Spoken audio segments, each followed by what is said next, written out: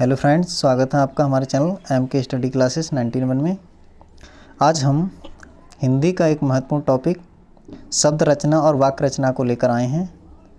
यदि आप हमारे चैनल पर नए हैं तो चैनल को सब्सक्राइब कर लें और बेल आइकन को प्रेस कर लें, जिससे कि आने वाली क्लासों का नोटिफिकेशन आपको समय पर मिलता रहे। तो चलते हैं, बिना किसी देरी के स्टार्ट करते हैं क्लास को। टॉपिक का नाम है हमारा शब्द रचना अर्थ और वाक्य रचना। ठीक है, तो इनको हम देखने वाले हैं।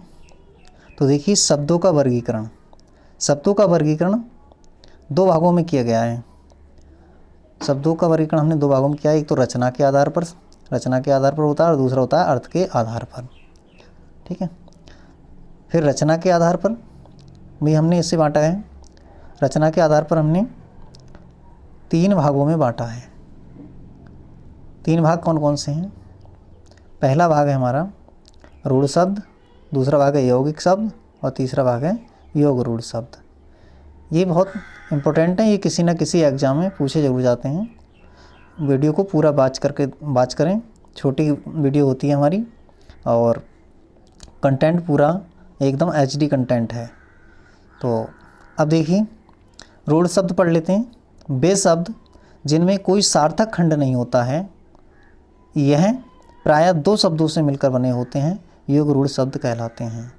जैसे मैं बात करता हूँ यहाँ पर मोल, तोल, गधा, पर आदि। ठीक है, इनको अगर हम तोड़ें तो मो लिखेंगे और ला लिखेंगे। तो अब बताइए, इनका कोई अर्थ है? मो का कोई अर्थ नहीं होता है, ला का कोई अर्थ नहीं होता है। इसी प्रकार से तोल लिखा है, तोल को लिखेंगे तो प्लस ला। अब इनका केवल अगर ला लें तो इसका कोई अर्थ नहीं होता है, और तोलें केवल, इसका कोई अर्थ नहीं होता है। तो इनका कोई सार्थक अर्थ नहीं होता है, तो इनके लिए हम रूढ़ शब्द कहते हैं। ट्रिक क्या है? ट्रिक है यहाँ पर वे शब्द जिनके टुकड़े करने पर कोई अर्थ ना निकले, योग रूढ़ शब्द कहलाते हैं। फिर दूसरा है यौगिक शब्द। यौगिक शब्द क्या होते हैं? वे शब्द जो दो या दो से अधिक शब्दों से मिलकर बने होते हैं, उन्हें यौगिक कहते हैं। जैसे हिम प्लस आलय, हिमालय। प्रधान प्लस मंत्री, प्रधानमंत्री। तो ये दो शब्दों से मिलकर बने हुए हैं, इन्हें यौगिक शब्द कहेंगे। चलते हैं नेक्स्ट हमारा है योग रूढ़ शब्द। वे शब्द जो दो या दो से अधिक शब्दों से मिलकर बने हों, लेकिन किसी अन्य व्यक्ति वस्तु का अर्थ का बोध कराते हैं, उन्हें योग रूढ़ शब्द कहते हैं। इसकी ट्रिक क्या है? इसकी ट्रिक है, इसमें सभी शब्द बहुव्रीहि समास के होते हैं, जैसे लंबोदर, दशानन, नीलकंठ आदि। तो अब देखिए, लंबोदर, लंबा है उधर, किसके लिए कहते हैं? श्री गणेश के लिए कहते हैं, गणेश। दशानन किसके लिए कहा जाता है? रावण के लिए कहा जाता है दशानन। तो यहाँ पर वो मौजूद तो नहीं है, किसी अन्य का अर्थ को बता रहे हैं, तो उसे हम योग रूढ़ शब्द कहते हैं। जैसे नीलकंठ, नीलाकंठ किसका है?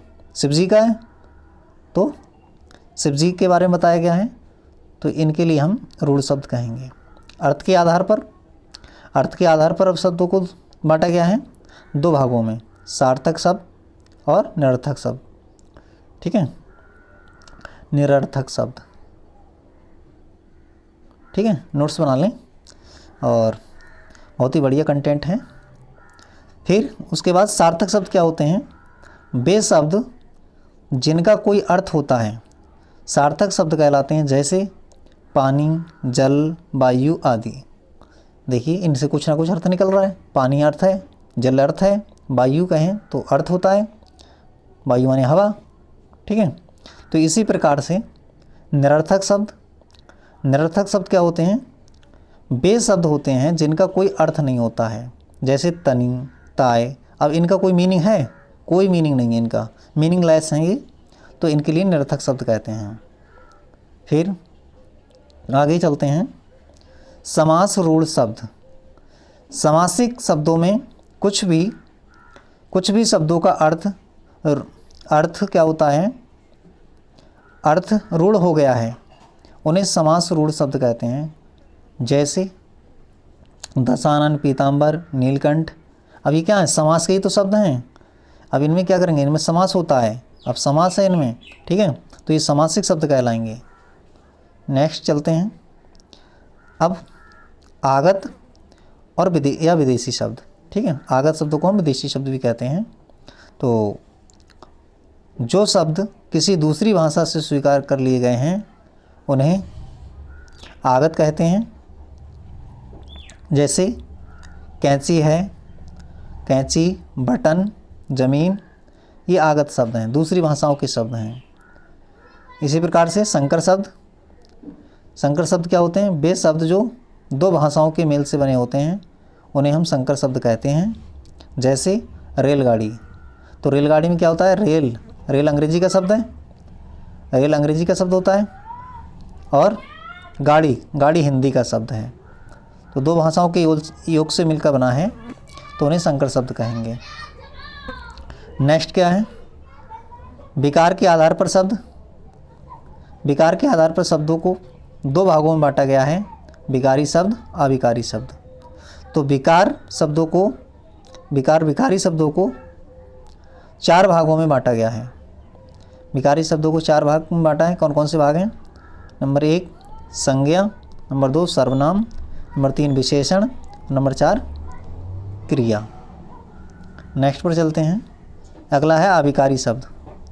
अविकारी शब्द क्या होते हैं, इनको भी हमने, अब देखिए विकारी शब्द क्या होते हैं, विकार मतलब कोई किसी की बात को बताएं, ठीक है, और अविकारी शब्द क्या होते हैं, जो क्रिया में किसी प्रकार का विशेषण होगा, ठीक है, तो क्रिया विशेषण होंगे। जैसे क्रिया विशेषण और संबंध बोधक, समुच्चय बोधक, समुच्चय बोधक होते हैं, और विस्मयादि बोधक, ये चार प्रकार के अविकारी शब्द होते हैं और चार प्रकार के विकारी शब्द होते हैं। तो नोट्स बना लें और अच्छे से रिवीजन कर लें, और रिवीजन मैं भी कराऊंगा। अब इसके बाद प्रैक्टिस क्वेश्चन लाएंगे। तो मिलते हैं फिर नेक्स्ट क्लास में नेक्स्ट टॉपिक के साथ। जय हिंद, जय भारत।